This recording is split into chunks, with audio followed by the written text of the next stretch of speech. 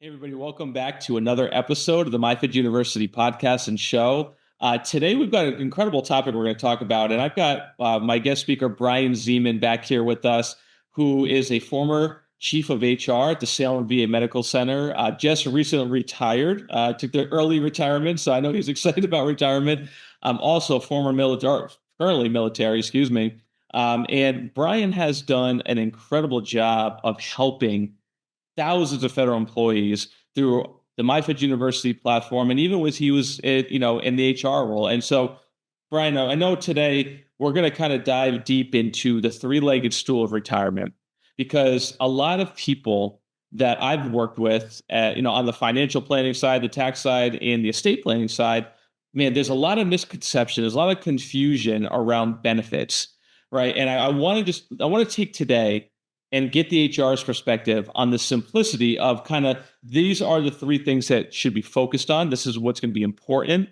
And I know when you did the new employee orientation, because you trained thousands of people on this through the new employee orientation. I want to get your perspective on what that three-legged stool looked like, and what were some of the things you were talking about to these new employees, and not just new employees. I mean, everybody listening, because I think it's a good reminder that these three things exist, and this is what is going to be part of your overall retirement, but don't get them mixed up. Right? I think that was the biggest thing. So if you don't mind, before we kind of dive into the three legs, give us a little background on, some of the things that you saw, maybe it's confusion wise, maybe misconception wise, as the HR, when people used to come to you and say, "Hey, Brian, I don't understand this." What were some of the things you would talk to people about? Yeah, definitely. Thanks, Ryan. Yeah, this is always super exciting because I used to love to do the new employee orientations and talk about retirement. We always had employees coming to the government, either maybe from a former job or their first job. A lot of people don't understand that the government offers a pension. And there's a lot of, misconception with that. Well, what does that mean? And so I used to love to be able to get my whiteboard in the orientation, draw the picture of what the federal retirement, the FERS system looked like. Sure. And yeah, basically a three-legged stool, a triangle is what I used to kind of break the three different components up. The FERS annuity portion, your social security portion, and then your 401k or TSP, as we refer to it. When you were fielding a lot of these calls and people coming into your office, did was one of the topics that was always kind of confusing, because I've seen a lot, but the misconception of TSP and the annuity being one and the same, Yes, right? And very it's so, much. and to your point, you said, I was listening to you when you just said people didn't know they had a pension, right? Maybe they thought TSP was their pension, and then they realized, well, I got two things here. What was that? Was that one of the biggest misconceptions? What else did you see kind of that people didn't understand really when it comes to three-legged stool? We'll draw that out shortly, but what were some of the other things that you saw on that? Yeah, the one you mentioned, Ryan, is a perfect one. There was a lot of folks that, when we say TSP, thrift savings plan, there was even confusion. Well, what is that? What It's a 401k. Right. But really, yes, a lot of people misconstrued that as being the only piece of their pension. So that's why I like the diagram, the three-legged stool, the triangle, because it does kind of show the three separate definitive components of it. And I think that was probably one of the biggest things we saw as a misconception, as I didn't realize we had three components to this. Yeah, and it is. And so, and here's the thing, and this is, I know you've taught this a lot in your new employee orientation, and you had me come in and we talked about this kind of tag team, and it is being that there are three components to it. What they are really built for are three income streams, right? And it's really what it is. You've got your FERS annuity. We'll talk why it's called annuity in a second, but you got your FERS annuity. You've got your Social Security. So realistically, you have two fixed incomes that are going to be coming forever. But the thing about those, and I know this is something you and I've talked about a lot, is there are really only one out of the three things that you can control, like really grasp control over. And that's the third thing, is the TSP, right? Because the TSP there's so many moving parts that you can dictate. And the reality is, right? And I know you were talking about this earlier, is with FERS, it's just kind of work longer, right? Make more money, obviously get through the rankings and in your job, right? Because obviously the higher the step grade, I think, the bigger your salary, that's going to play a role. And we'll talk about how to kind of break that down. And then obviously with Social Security, it's based on your highest 35 years of earnings. So the longer you work, the more money. And obviously there are milestones to hit in Social Security, when to turn it on. Those are all different strategies. But let's talk about the TSP component for a second. What were some of the questions that maybe you fielded as the HR on the TSP side that was maybe some like the major confusing parts that you got often? Yeah. Probably the biggest questions, I think, and rightfully so.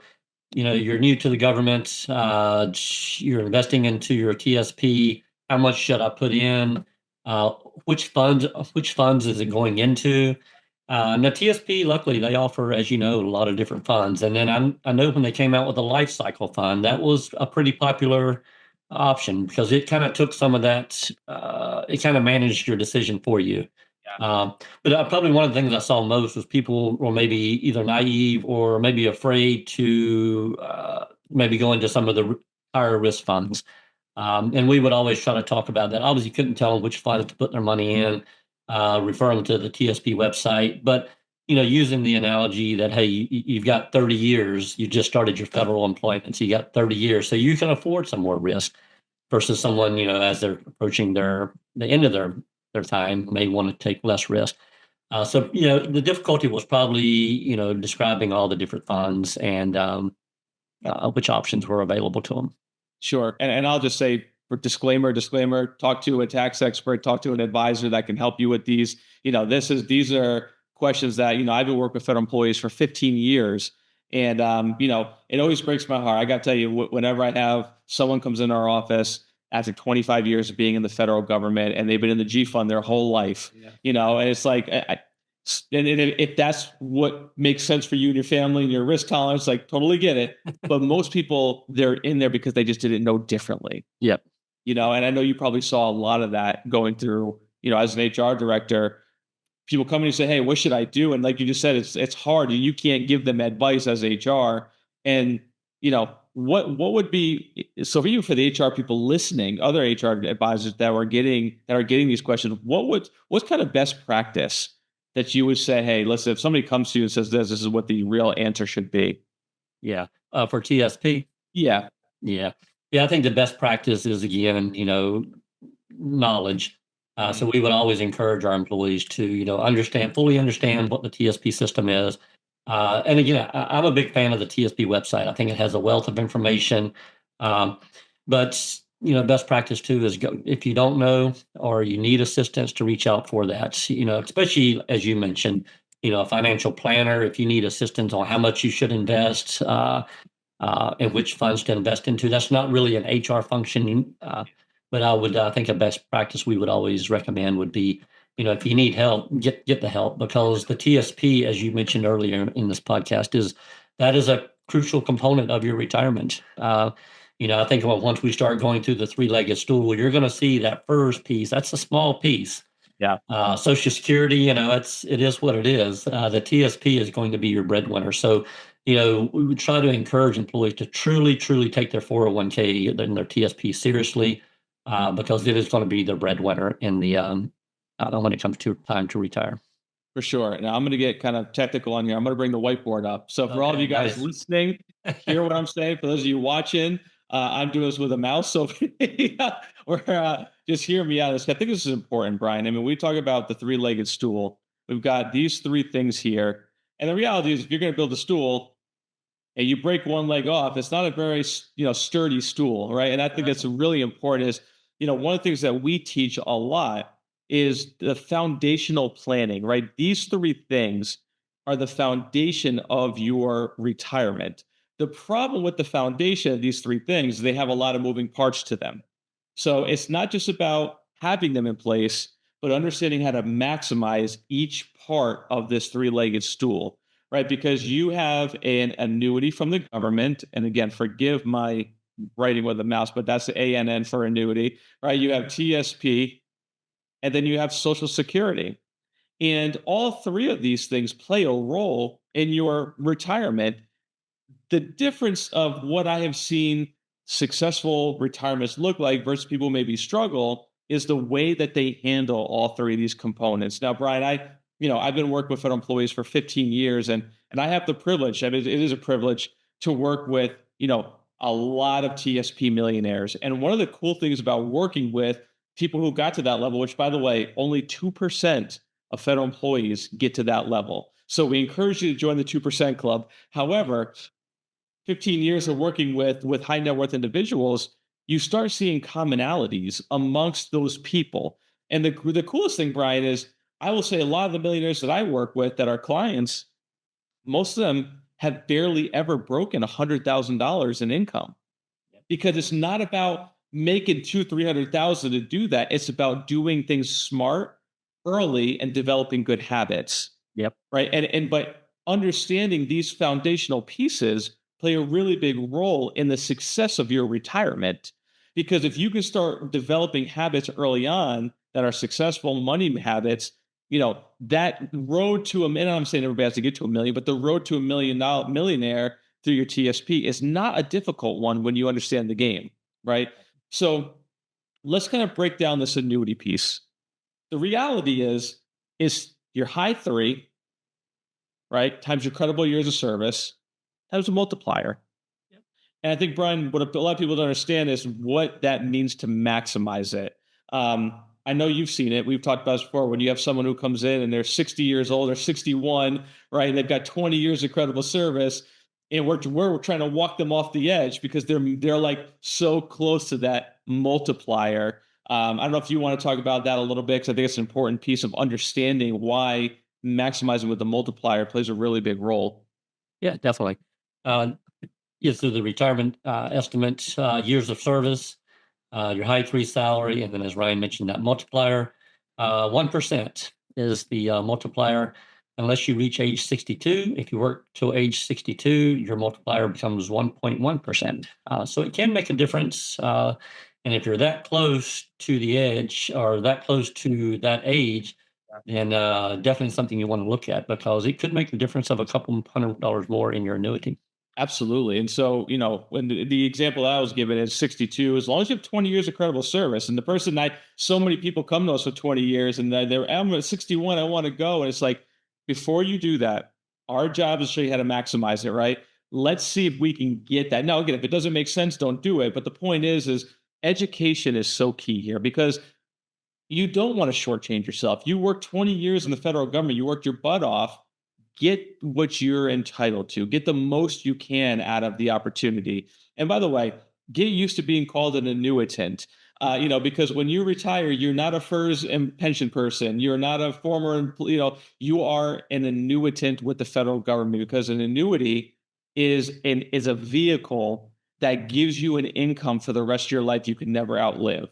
So that's all an annuity is. It is an exchange. You exchange a portion of your paycheck, right? It depends on when you start. I'm not going to give, there's several different levels to that, but you exchange a portion of your paycheck, zero point 0.8, all the way up to 4.5 at this point, for an income from the government for the rest of your life. That was the exchange you made. That was the agreement you made when you signed up to be a federal employee, and you're helping fund, the current, annuitants right now. But that's why you're called an annuitant. That's why they refer to as an annuity, because you made that exchange to your paycheck.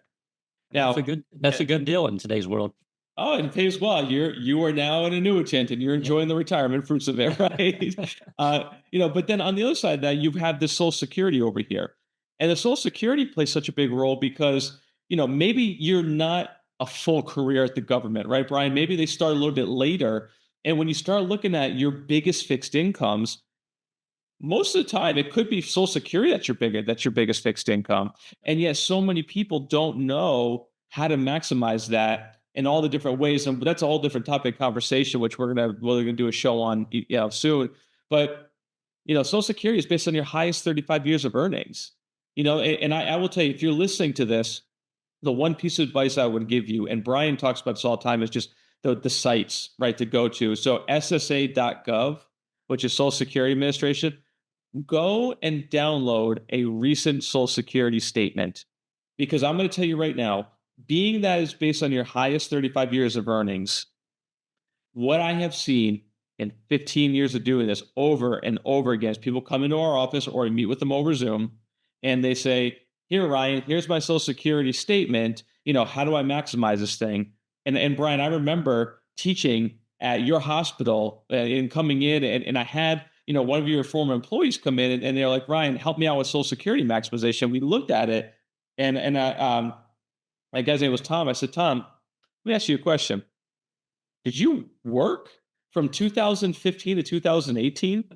And he was like, right, this is my career. I've been at this hospital for 20 something years.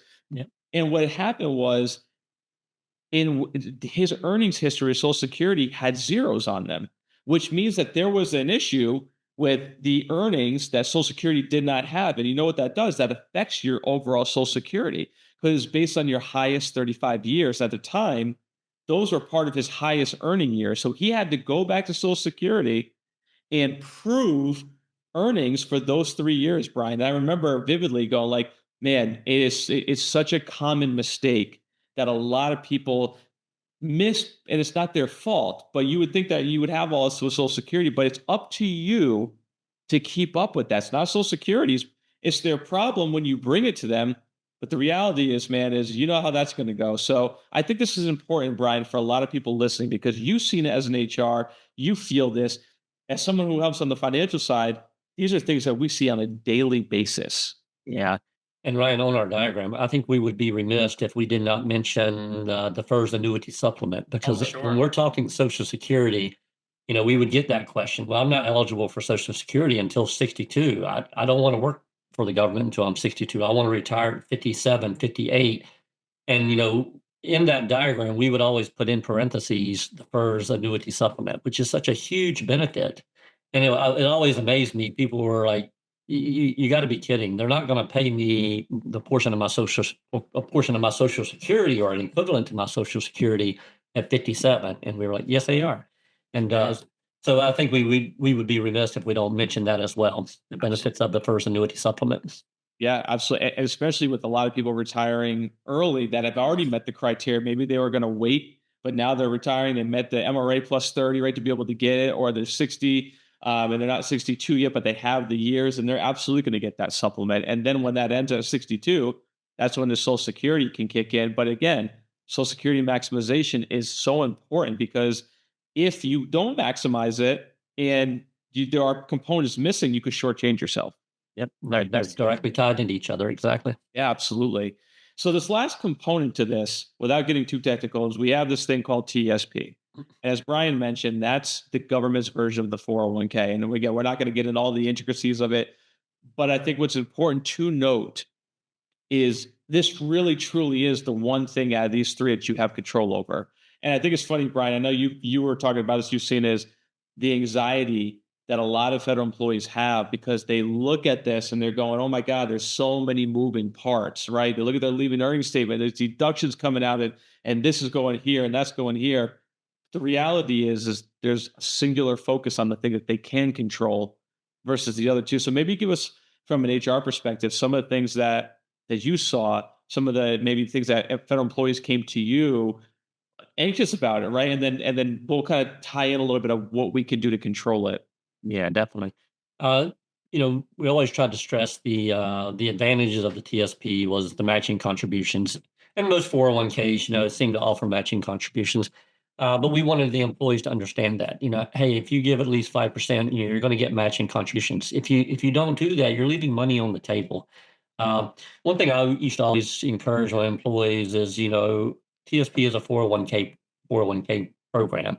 Now, yes, it does have options where you can take loans through it, but really, I think where I would see, I guess, the biggest concerns were when people or employees would, they're borrowing off their 401k or their TSP. Uh, Maybe they're not investing in the right funds. Maybe they're maxing out too quickly. If they're the type of employees who contribute the max, they max out too quickly and therefore they miss out on matching contributions. And then as economics change, maybe people get anxious and they move their funds, when the market, based upon what the market's doing.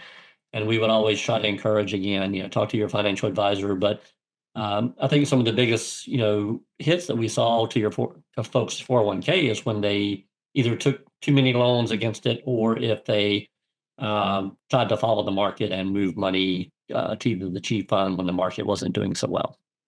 timing the market is Yeah. a very difficult thing to do, and I see it too a lot. I see, I look at people's mixtures of all the different funds they have, and I'm like, you got to explain to me why you have this distributed the way that you did. And most of them don't have a real good explanation. Oh, my coworker said this, or I heard this was a good one, but there's no real strategy behind it. And I think that's a big piece. So as we talk about the one thing you control being TSP, look, here are the components you have to pay attention to. Number one is getting your matching contribution right at 5%. So you're putting in five, they're matching you five.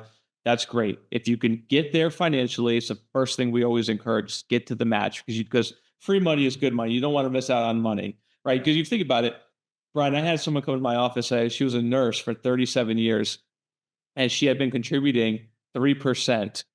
And not that she couldn't afford to go to five, she just didn't know that five was the matching. And again, I don't know whose fault it was, but at the end of the day, that's what it was. And I want you to think about, doesn't sound like a lot, but 2% compounded over a 30-year career.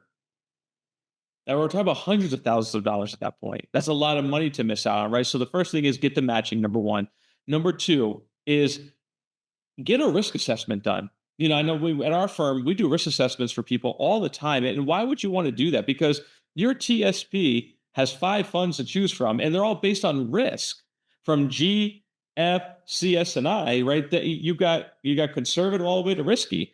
And if you don't know what your risk tolerance is, maybe you're gonna make some bad choices. I don't know, but maybe you're not making the right, maybe you're not in alignment with what your risk should be. So I always recommend everybody get a risk assessment done because based on that, it makes choosing your funds easier and it makes it not throwing darts at a dartboard, but actually having a strategy. Yep. Right. That's such an important piece to it. Um, and the other thing is knowing what the limitations are and the maximizations. I know what every year, the maximum amount you can put into your TSP changes. It goes up most of the time. So, what is the maximum? What is the catch-up contribution like? How much has that changed? If I'm a certain age, I can add more to my, 401k than I've been able to before. Too, there are all these moving components that are really important.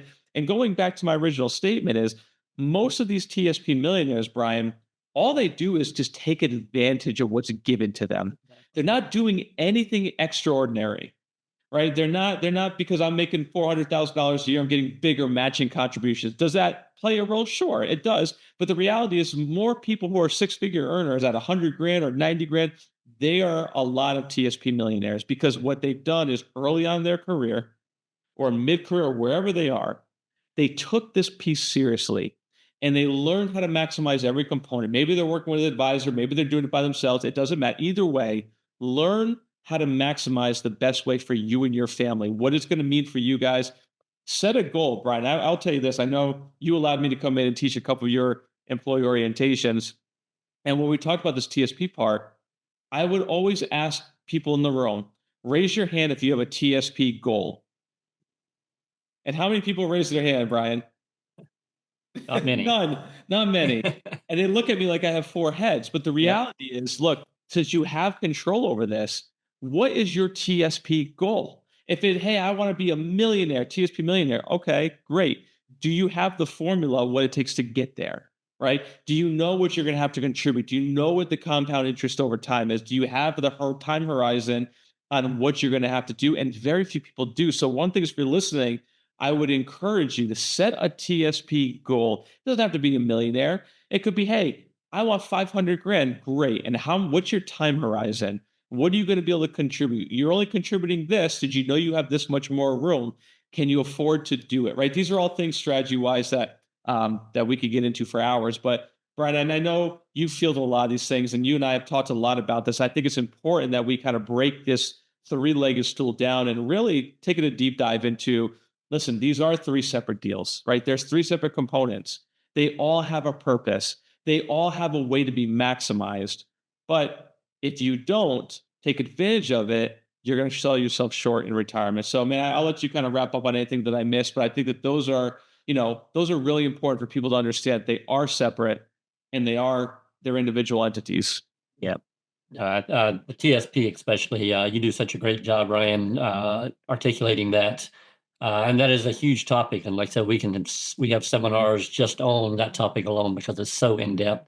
And one thing I remember too, I know on our last podcast we talked about navigating the early years of your retirement, and there's a lot to be said about when we're talking about initial benefits and coming on board for the government is getting in that TSP early, starting it as soon as you come on board, because again, the time is your friend when it comes to the TSP, and so yeah, we could talk all day on TSP, and hopefully we can have some more discussions on that. But all good stuff.